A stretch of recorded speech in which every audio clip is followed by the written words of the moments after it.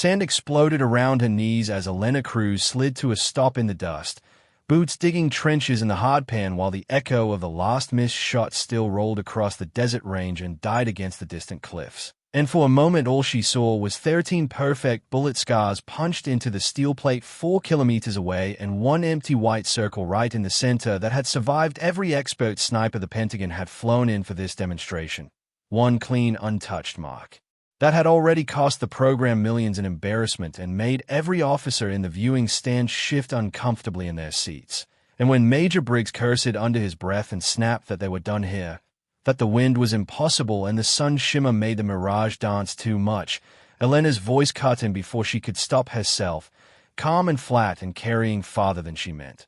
"Let me handle that," she said, and the entire firing line seemed to freeze as if someone had yanked the power from the world.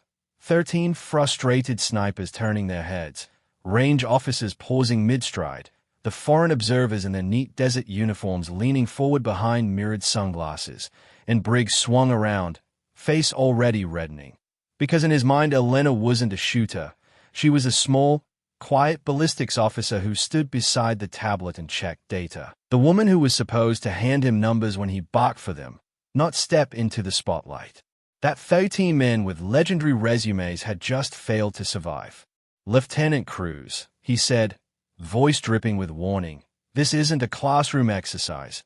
And someone at the back snickered, one of the contractors who had designed the smart scope that was currently making them all look like fools, muttering that they needed software. Not a stunt, but Elena was already doing the math in her head, measuring the way the mirage bent the image of the target, noticing something none of them had bothered to see. The tiny angle of the steel plate against the berm. The way the left edge showed a hair more shadow than the right. The way the wind flags at 3,000 meters pointed slightly different than the ones at 1,000. And in that moment the range around her faded, replaced by another stretch of hot, dry air from a lifetime ago. She was 15 again, lying behind a rust-scarred hunting rifle on a hill outside the small border town where she'd grown up. The air smelling of dust and mesquite, her father's calloused hand resting lightly between her shoulder blades as he told her to quit fighting the wind and make friends with it instead, his voice soft and sure as he showed her how heat waves on the horizon told a story if you watched them long enough. How a target was never where it looked when the world between you and it was shimmering with movement. And he had smiled when her first shot drifted wide and kissed a rock 2 meters off, telling her that people who wanted easy shots had no business touching a rifle because life would never give them clean air and perfect conditions, not for the things that mattered. Her father had been a mechanic on base before he ever put on a uniform, the kind of man who could close his eyes and tell you what was wrong with an engine just by listening to it breathe. And when he finally joined the Army in his late 20s, he carried that same patience to the range, learning to read rifles and bullets the way he read pistons and gears. And by the time Elena was born, he had stories he wouldn't tell fully but that came out in pieces when the nights were quiet and the old scars on his shoulder ached, stories about long shots taken in bad places, about people getting home because he had trusted what he felt instead of what a screen told him, and she had soaked up every word like they were scripture, dreaming of the day she could stand beside him as something more than the kid he let squeeze the trigger under supervision. But then there had been that one mission he didn't come home from. A convoy run that was supposed to be routine until it wasn't, and all she got back was a carefully folded flag and a certificate signed by people who had never eaten in their kitchen, and the rifle he had used in his last years, the metal worn smooth where his hands had lived, the wood darkened by sweat and sand and time, which the quartermaster pushed across the table like an afterthought while her mother stared at the floor, and tried not to cry in front of strangers, and something inside Elena had hardened quiet and permanent. Years later, when she finally wore a uniform of her own and stepped into her first official marksmanship evaluation, the instructor had raised an eyebrow like he'd already written her off, because she was small and female and had a last name that made people assume English wasn't her first language, and the rifles on the bench looked longer than she was tall. Yet by the end of the week her name sat at the top of every board, not because she was the strongest or fastest, but because she didn't flinch when the wind turned ugly, because she paid attention to every tiny clue the range offered, because when everyone else trusted the digital readouts on the scopes, she was double-checking them in her head. hearing her father's voice reminding her that electronics were only as honest as the people who made them. She should have gone straight to sniper school after that. But paperwork moves slower than prejudice, and the slot went to a man who had finished fourth. A good soldier, decent, who apologized to her in the barracks hallway and said he hadn't asked for the spot but wasn't going to turn it down either. And Elena smiled and told him to go earn it, then went back to the range alone and shot until the world narrowed to heartbeat and breath and the feel of recoil. And word finally reached an old colonel who had seen too many talented people get lost because they made someone uncomfortable. He pulled strings, bent rules, and a year later she found herself in a sniper school classroom with men who had already decided she'd gotten there as a diversity checkbox. She outshot them anyway. It should have been simple after that. But combat is never simple. In the mountains overseas, she and her spotter, Harlan Briggs, yes, the same Briggs now wearing a major's rank and standing red-faced at the demo, had spent cold nights on rocky outcrops, breathing frost and counting enemy patrols, watching over squads that moved through narrow valleys with no idea how many scopes might be pointed at their backs. And on one awful night when the radio traffic sounded wrong and the wind flipped, without warning, she had begged Harlan to trust her call, to shift their aim from the planned Overwatch lane and cover the ridge instead. But he stuck to the tablet's prediction model, to the route command had drawn, to the doctrine they'd been given.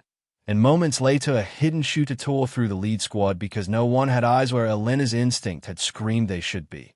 And she took the shot anyway, swinging the rifle off the program grid, cutting through the wind with a correction she felt more than calculated, sending a round across nearly 2.5 kilometers to slam into a muzzle flash barely visible against the rock, saving the rest of the unit. But the after-action report buried that detail under language about system misalignment and unplanned deviation. And the commendation that followed mentioned the sniper team in one bland phrase that blurred her into the background. The only thing that stuck in the official story was that Harlan Briggs had led the Overwatch element, that he had remained disciplined under fire. And while he never lied to her face, he didn't fight the way the tale got told, either. And their partnership cooled into something brittle and quiet. Years later, when he called her to this desert as part of a high-stakes demonstration for the new extreme-range rifle system, a monstrous .416 prototype married to a smart scope and ballistic computer that promised hits at 4,000 meters like it was a parlor trick, he made it clear she was there because she was good with numbers and knew legacy ballistics, as if the rifle on her shoulder hadn't once been an extension of her spine. Now, as the heat trembled over the sand and the foreign officers murmured in their own languages about wasted time and overhyped American hardware, Elena knelt beside the last full ammo box like she belonged there, ignoring the looks, picking up one cartridge and rolling it between her fingers, feeling the fine machine marks on the brass, noticing how the coating on the bullet caught the light. This was not the same batch they had tested last month, she realized. The tolerances may be a hair different, the weight distribution not exactly matching the readouts in the tablet that the contractors had guarded like a holy text. "We are out of scheduled attempts," one of the program managers said sharply, as though she were a child tugging at a grown-up's sleeve. But General Rawlings, the highest-ranking visitor, lifted a hand for silence. He was older, his face lined by decades of sun and stress, and something in Elena's posture, the unhurried way she inspected the cartridge, made his eyes narrow with a curiosity he didn't bother to hide. "Major Briggs," he said mildly, "if your ballistics officer believes she has a solution, I'd like to see it. We didn't drag ourselves out to this oven just to watch men miss all day." It was the closest thing to permission she needed. Briggs hissed that this was her career if she embarrassed them, that the system had already been tuned by people smarter than she was, that 13 experts had failed because the conditions were unfair. But she barely heard him, already walking toward the firing point where the massive rifle lay cooling on its bipod like a resting beast, sand dusted along the stock, barrel shimmering above the scorched earth. She dropped to the mat, belly flat, toes digging in, cheeks settling onto the comb of the rifle with the quick, unconscious intimacy of someone greeting an old friend after too long.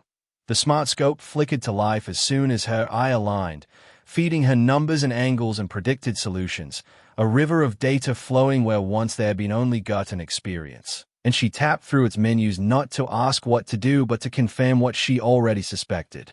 Every failed shot had gone high and left. The system called it random variance, but Elena saw the pattern in the traces on the camera replays. Slight overcorrection from an algorithm that trusted the middle-range wind indicators too much and ignored the subtle turn of the far ridge where the valley narrowed. The same kind of mistake a human made when they wanted the problem to be neat and simple. She muted half the automatic corrections, dialed in a different spin drift compensation using manual override, then did something that made the contractor watching her nearly choke. She pulled a small laminated card from her pocket, the old handwritten dope sheet her father had made for high-angle shots in desert heat, numbers and scribbles and notes about mirage and slope. A relic that had no place in a world of tablets, yet lived in her uniform like a second dog tag. You know, this is a different caliber, different rifle, different everything. The contractor scoffed, but she ignored him, using the card not for exact data but for memory, for the feel of how far she had once needed to hold in similar air, in similar heat, when technology had been a spotting scope and a wristwatch. The fast steel plate shimmered in the scope, a pale rectangle against darker earth, the white center circle laughing at them from 4 kilometers away, and Elena forced her breath to slow, hearing again her father's quiet words. The bullet doesn't care about your pride, Mija. It only listens to physics and patience. She checked the flags, near ones snapping sharp right, mid-range ones lazier, the far strip of cloth of the ridge barely moving but leaning just enough to whisper that the air up there was gentler, almost tired, and she realized the algorithm was treating the whole path like the worst of the mid-range wind instead of the blended truth, making every shooter aim too far off. "What are you doing, Lieutenant?" Briggs demanded from behind her. "Correcting the ghost in your machine, sir," she answered quietly, and his scoff was half fury, half fear, because if she hit, every excuse he had clung to would evaporate. She settled the crosshays not where the computer told her but a hair lower and farther right, feeling every nerve in her body align with that single, defiant choice, then let her mind slip back one more time. Not to the day she lost her father or the night in the mountains when no one listened, but to a smaller memory, one she rarely shared. Sitting alone on the barracks roof months after that mission, tears stiff on her cheeks, rifle across her lap while she stared at the stars, certain that her instincts were cursed because they only seemed to matter after people bled, until an old master sergeant she barely knew climbed up and sat beside her without a word, handing her a thermos of black coffee and saying, after a long silence, that some people get given a strange gift. They can feel the wind a second before it moves, see how things will go wrong before anyone else notices, and that the army didn't always know what to do with people like that. But the world sure as hell needed them, and if command wanted her quiet, that only meant her biggest shots would be taken when no one was ready. "This is that shot," she whispered now, so softly no one else heard, then exhaled and squeezed. The rifle punched into her shoulder with a deep, rolling force, the muzzle brake hurling dust aside in twin dragon breaths, and for a brief instant the world disappeared in recoil and shockwave. Then the scope settled back, empty, the target still there, unchanged to the naked eye, because at 4,000 meters it took an eternity for consequences to arrive. Elena counted in her head, lips moving soundlessly, every fraction of a second dragging like a stone, and in that stretched-thin space people let their worst thoughts bloom. The contractors already started to turn away, convinced it was another miss. Briggs closed his eyes because he would rather not see the failure he expected. One of the foreign colonels muttered something about statistics and human limitations. But General Rawlings kept watching, jaw tight, as if daring the universe to surprise him for once. At 9 seconds, a faint puff of dust jumped just beyond the plate, the effect of the supersonic wake hitting the ground, and the scope's sensor registered a micro-vibration across the steel, a tremor invisible at this distance.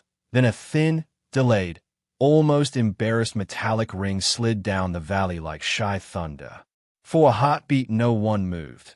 Even the wind seemed to pause, and Elena's brain, soaked in adrenaline, wondered if she had imagined it, until the range safety officer shouted, voice cracking, "Hit! Confirmed contact, lower right quadrant of center plate," and suddenly everyone was talking at once, disbelief and swearing and nervous laughter spilling over, Men who had spent their careers as guards behind glass recoiling from the idea that someone had done what they could not. The contractor nearest her lunged for the tablet to check the log, as if maybe the sensors had glitched, and the foreign observers turned to each other with quick, clipped questions about whether this system was actually viable now, whether the Americans had finally solved the 4-kilometer problem. And Elena just kept breathing, forcing herself not to sag with a rush of relief, because she knew better than anyone that one shot, however beautiful, could always be dismissed as luck. Again, General Rawlings said, not unkindly but with the simple, heavy authority of someone who understood that proof lives in repetition, not miracles. If the system works, it works more than once. Lieutenant, can you do that again? Briggs started to protest that they were short on ammo, that the test protocol didn't call for this, but the general cut him off with a look that could have flattened concrete, and Elena nodded, though her hands trembled slightly as she reached for the second-to-last round. Fatigue from the long day tugged at her muscles, and the old scar on her shoulder, a gift from a bad landing in rocky terrain years ago, throbbed under the recoil bruise already forming. Yet there was a steadiness under the shake, an iron thread that had survived every dismissal and quiet erasure. I'll need an adjustment, she said, surprising herself with the confidence in her own voice. The barrel is heating, aid density is shifting. I want the target angle changed. That drew a little ripple through the crowd. No one asked the shooter what they wanted during a demo, but Rawlings only raised an eyebrow. What did you have in mind, Lieutenant? She asked for the plate to be toned 5 degrees and elevated slightly, not to make it easier but to confirm her suspicion that the angle itself had been introducing error into the computer's calculations, that the bullets were grazing the edge of the steel just enough to chip it without registering clean hits, which was why the echo patterns on the earlier replays had sounded wrong to her, more like stone strikes than steel. The range crew hesitated, then followed the general's nod and drove out in an armored buggy, tiny specks in the distance as they clanged and wrestled the plate into a new position, the whole process taking long enough for doubt to creep back in around the edges of everyone's thoughts. While they worked, Briggs leaned closer, his voice low, his anger peeled back to something more raw. You think this makes us even? He muttered. After the mountains? She didn't look at him. I think, she replied, that some of us have been listening to Broken Tools for a very long time, and left it at that, because there were ghosts between them that wouldn't be laid to rest in a conversation on hot sand. The buggy rolled away at last, leaving the target glinting at a slightly different tilt, and Elena settled behind the rifle again, this time letting her eye wander over the far terrain, not just the plate. Somewhere beyond it, invisible to everyone else, she imagined all the people future shots like this might protect, convoys saved because sniper teams finally trusted both tech and instinct. Patrols that would never know how close they came to ambush because someone like her refused to treat. Impossible as a final answer. The scope's data stream adjusted to the new angle, spitting out a corrected aim point she only partially accepted, trimming it with the same gut-deep corrections as before. But this time, instead of ignoring the computer entirely, she used its strengths and compensated for its blind spots, blending human and machine in the way she had always believed they were meant to work together. The second shot broke cleaner, her body finding the sweet rhythm between tension and release, and as the trigger hit the re-stop she already knew, in the way a musician knows when a note is pure before it reaches the back of the hole, that this one was better. The recoil pushed straight back instead of twisting. The sight picture snapped back on target as if pulled by a string, and she found herself smiling without meaning to while the long seconds ticked away. When the sound of the impact came this time, it was not shy or uncertain but sharp and full. A bell struck in the thin air, and there was no dust puff beyond the plate because the bullet had taken the center circle dead on, slamming into the exact spot that had escaped every other attempt, leaving a dark starburst on the white paint. Someone behind her said, "No way," in a whisper that trembled between awe and fear, and one of the foreign observers actually clapped once before catching himself, looking around to see if anyone had noticed. They had. Everyone had. The range was no longer a place of quiet humiliation. It had become a courtroom where an old story was being put on trial.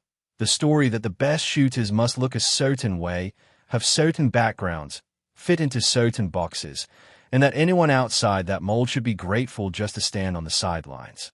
Rawlings walked down from the viewing platform with deliberate steps, dust puffing under his polished boots, his gaze never leaving Elena as she gently safed the rifle and rolled onto her side, heart pounding.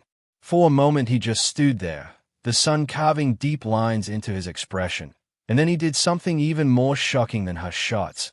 He stuck out his hand to help her up, not like an officer pulling a subordinate to her feet, but like one shooter greeting another after a match.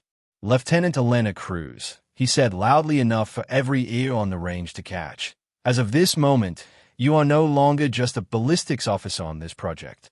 You are its lead demonstrator and senior instructor, effective immediately." The words fell like another shot, ricocheting through the crowd. Briggs blanched. The contractors looked like someone had erased half their assumptions in an instant, and the foreign colonels began murmuring to their aides to make note of her name. Elena, still gripping his hand, felt the old mix of pride and hesitation twist in her chest, because she had learned the hard way that public praise could be taken back in quiet memos, but she also knew an opportunity when it stared her straight in the face. "So, with respect," she said carefully, "I didn't hit that target to make anyone look bad. I hit it because the system was reading the conditions wrong. And if we don't fix that, someone will miss when it matters and good people will pay the price." Rawlings nodded once. "Then fix it," he replied. "Build the training, rewrite the tables, teach them to see what you see. I'm tired of funerals that happen because we trusted the wrong things." In the days that followed, the story of the woman who nailed the 4,000-meter shot after 13 experts failed rolled through the base like a desert storm, then spilled out beyond it in briefings and quiet conversations. Some people called it luck, others resented it. A few tried to claim she must have had extra information no one else did. But it didn't matter because the logs and video didn't lie, and sooner or later even the skeptics had to sit through one of her training sessions. She didn't turn those sessions into a victory lap.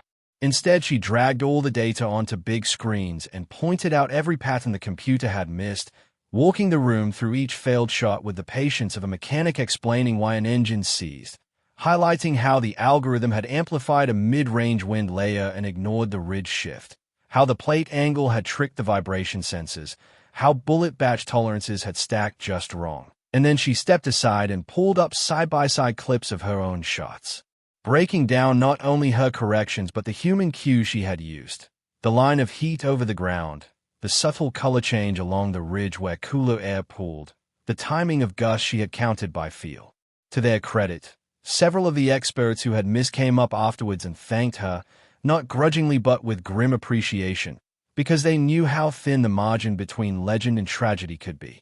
Briggs attended every session without comment, arms folded, jaw tight. And for a while Elena wondered if he would try to sabotage her behind closed doors, but one evening as the sun bled red across the horizon and the range finally fell quiet, he approached her while she was packing up the rifle and sat down heavily on the bench beside her, staring at the sand instead of at her face. "I read the revised report from that mountain up," he said without preamble, his voice rough. "Had to dig for it. Took some rank and a favor. Turns out your round was the one that stopped the flanking team. The model was wrong. I was wrong." Elena let the words hang in the cooling air. Years of silence couldn't be undone by a single confession, but they had to start somewhere. "Why tell me now?" she asked. He shrugged, shoulders slumping in a way she had never seen. "Because we just built a weapon that can reach further than anything most infantry will ever see," he replied, "and I'm about to stand in front of people and tell them how to trust it. I can't do that if I'm still lying to myself about who saved my ass back then." A long, quiet moment passed. Then he added, almost reluctantly, "For what it's worth, that first day out here I didn't want you on the firing line because I was scared that if you were as good as I suspected, it would show how much I've been coasting on a story that isn't true." It wasn't an excuse, but it was honest, and Elena found herself exhaling a weight she hadn't realized she'd been carrying. "Then don't coast," she said softly. "Help me make sure the next generation doesn't need someone like me to argue with their own tools just to keep people alive." He gave a dry, humorless chuckle. "Yes," he said, the title tinged with a respect he'd never shown her before. Months later, When the first operational teams took the new rifle system into real valleys and real mountains, reports began trickling back. Not flashy headlines of viral stories, just simple lines and after-action notes about long shots made in bad air, about patrols that walked away from ambushes because someone had been trained to read more than numbers, and each time one of those fragments crossed a desk, Elena felt something steady settle deeper inside her, a quiet certainty that the 4,000-meter hit hadn't been a trick, but a turning point. The world at large only ever heard the simplified version that 13 experts missed. A woman stepped up and said, "Let me handle that," and history bent a little to make room for her.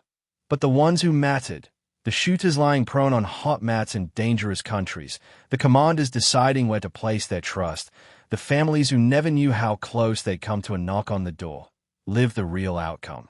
And on some nights, when the range was empty and the stars over the desert looked like the ones she'd stared at on that barracks roof long ago, Elena would stay late after everyone else had left, set up a lonely steel plate at some ridiculous distance just to keep herself honest, feel the wind slide over her skin, and take a single deliberate shot, not for medals or demonstrations or stories, but as a small promise to the ghost of the man who taught her that the bullet only listens to patience and truth, and to the quiet voice inside her that had once wondered if anyone would ever let her handle the thing she was born to do.